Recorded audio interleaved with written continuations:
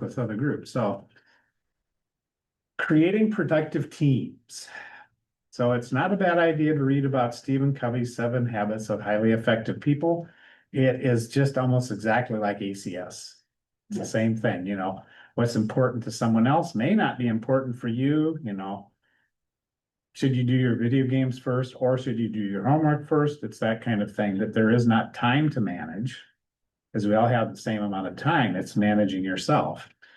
Regardless, the other part of this is Bruce Tuckman, years and years ago.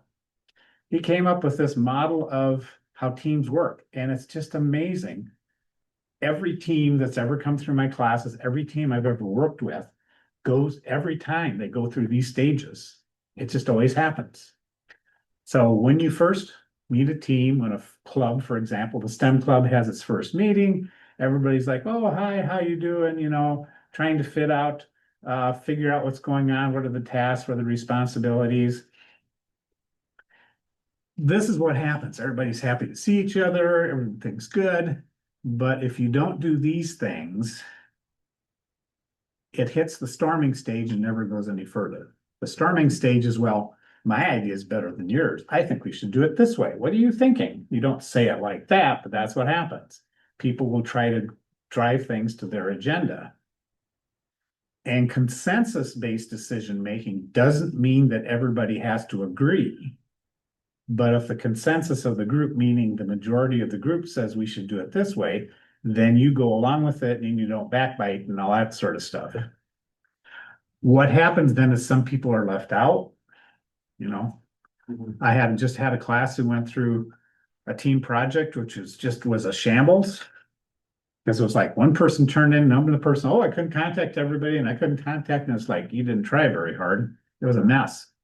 So one of the important things when you meet is to clarify things, facilitate learning, set expectations is the big one.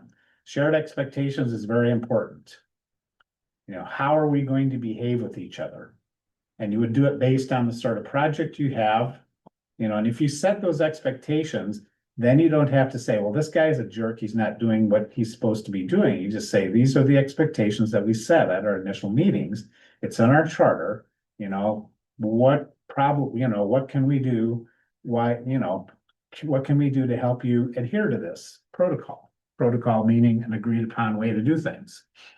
Well, storming is when you're still trying to figure out what you're doing, personal agendas, somebody decides their way is the best way. And I can tell you, many, many teams I've been in never get past this. Many, many teams I've had in these classes don't get past this. Where you're wanting to go is to norming, where you get feedback. You have consensus-based decision-making. One person's voice doesn't rule the whole room. Everybody's working together well, enjoying themselves, which a lot of my teams, my groups, and my classes do that. Sometimes I have to take them apart and put things back together because it just never even gets to this stage. It just crashes and burns. But you're delegating duties. Everybody is working together. Once in a while, you get on a team that does this. They get to the point where they really work well together. They're autonomously working. They're checking in on people. They cooperate. When they do something well as a team, they recognize the team. So one of the things I always do with any student club or any organization I'm working with, and I learned this years and years and years ago, it's not about what I did, it's what we did. Like the STEM club did this. I contributed to it, but we got the aquaponics thing moved out there. And it was a we, because we had bunches of people involved. I was kind of managing the project, but that doesn't mean that I did it anyway. It's a we thing. So if you always think we, that's good. And this is something that I'm very disappointed in many projects that they don't do this. Sometimes projects just dwindle. And then you're like, I wonder what happened to that project. Where if rather than having the project dwindle, at the adjourning point, you should say, this project didn't work. We're done, move on.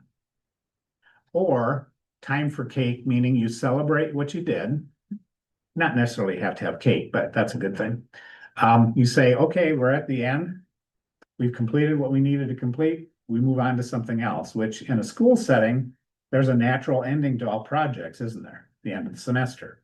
In the workplace, is there a natural ending to projects? Owens works someplace where this doesn't always happen, does it?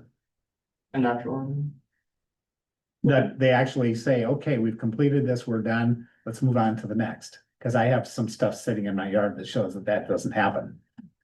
Well, depending on your mindset, it happens.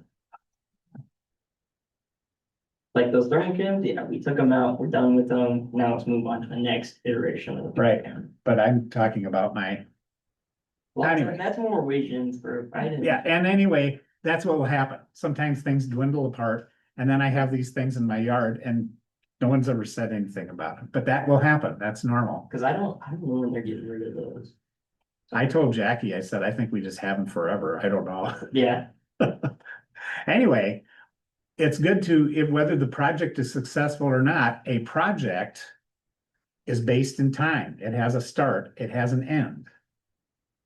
At some point, you have to end it. It's not something that keeps going forever. Even with accounting, where they have to do month end every month, every month, every month. At the end of the month end, they're done and they move on to the next month. So most things you can think of as projects, they have a beginning, they have an end. Even if one end leads to another beginning, but yeah. Yep. It's just good to acknowledge that, okay, we're done with this. Let's move on to the next one. Turn to the next chapter. Yeah, so when we finish our wireless thing and we have everything going after fall break, that will be the end of that project. The only thing left, well, there won't be anything left because I'll put down a little thing that reminds me the next semester we'll change it again. And, you know, so I'll keep going with the stuff that you set up because I typed it out and now I have it documented.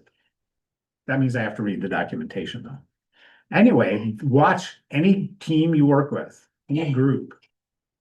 You'll go through it. And you'll notice when you don't ever get past this. And you notice when you get to this. And this is when it's really fun and everybody gets along, you're having a good time and you're getting things done more quickly than yourself individually.